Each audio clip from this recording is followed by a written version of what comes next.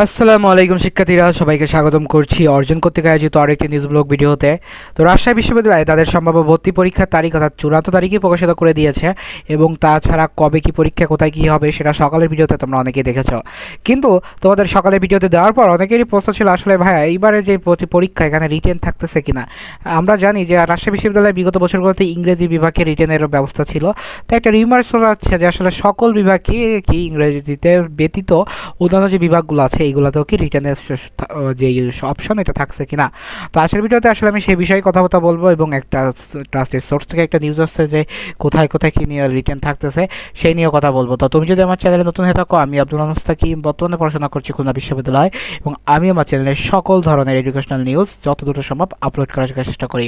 তো তুমি যদি এই সকল চ্যানেলের নিউজগুলো পেতে চাও অবশ্যই চ্যানেলটিকে সাবস্ক্রাইব করতে হবে এবং ফেসবুক পেজ থেকে দেখতে গেলে ফেসবুক পেজটাকে ফলো করতে হবে। তো চলো বেশি কথা না বাড়িয়ে আজকের ভিডিওটি শুরু করা যাক। ভিডিওর শুরুতে আসলে তোমরা যখনই দেখতে পাচ্ছ এই যে একটা চলে আসছে এবং এখানে দেখতে পাচ্ছ রাবিতে ভর্তি আইন অনুষদে ভর্তিষদের বসতে হবে লিখিত পরীক্ষাতে। এর আগে শুধু ইংরেজিতে বসতে হতো, এখন আইন অনুষদের শিক্ষার্থীদের বসতে হবে। এবার আসলে বিস্তারিত দেখি। রাজশাহী বিশ্ববিদ্যালয়ের রাবি 2025-26 শিক্ষাবর্ষে স্নাতক সম্মান প্রথম বর্ষের ভর্তি পরীক্ষায় আইন অনুষদের দুইটি বিভাগ আইন এবং আইনও ভূমি প্রশাসন বিভাগে দুইটা অনুষদ, এই অনুষদে বসতে হবে লিখিত পরীক্ষায়।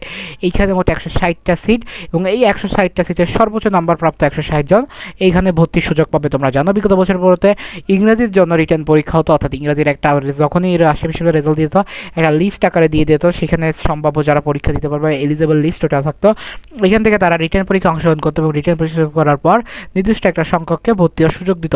এবারই তার ধারার পুনরাবৃত্তি হবে লতে, অর্থাৎ আমাদের আইন অনুষদে।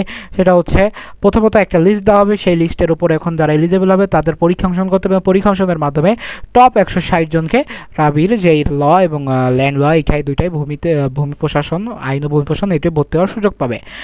বৃহস্পতিবার 30 অক্টোবর আইন ও অনুষদের ডিন অধ্যাপক আবু নসর মোহাম্মদ ডেলি ক্যাম্পাসকে বিষয়টি নিশ্চিত করেছেন।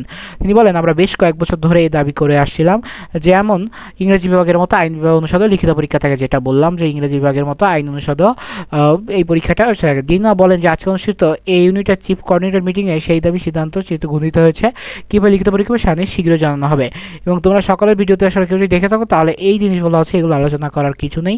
তো রাজশাহী বিশ্ববিদ্যালয়ে যারা প্রিপারেশন নিচ্ছে আসলে তোমরা আইন অনুষদ বা ইংরেজি এইটাই দুইটাই তো টপ, যাদের প্রিপারেশন খুবই ভালো হবে তো তাদের জন্য বলতে হবে যে তোমরা পাশাপাশি রিটেনের প্রিপারেশন নাও, বিগত বছরের প্রশ্নগুলো একটু অ্যানালাইসিস করো। আসলে রিটেন খুব একটা বেশি না, ফ্রি অ্যান্ড রিটেনগুলাই থাকে। তো রিটেনের জন্য তোমার হয়তো বা একটু এক্সট্রা প্রিপারেশন দিতে হবে, কিন্তু আসলে এটা তোমার জন্য খুবই উপকার হবে। তো এই ছিল আজকের ভিডিওটি কেমন লাগছে অবশ্যই জানাবা এবং এরকম সকল ভিডিও পেতে অবশ্যই চ্যানেলটিকে সাবস্ক্রাইব করতে হবে, ফেসবুক পেজটিকে ফলো করতে হবে। দেখা হচ্ছে অন্য কোনো ভিডিওতে, সেটি সুস্থ থাকো, সময় থাকো, পড়াশোনার সাথে থাকো এবং একটু মনোযোগ দিয়ে রিটেনের প্র্যাকটিস করো। আসসালামু আলাইকুম।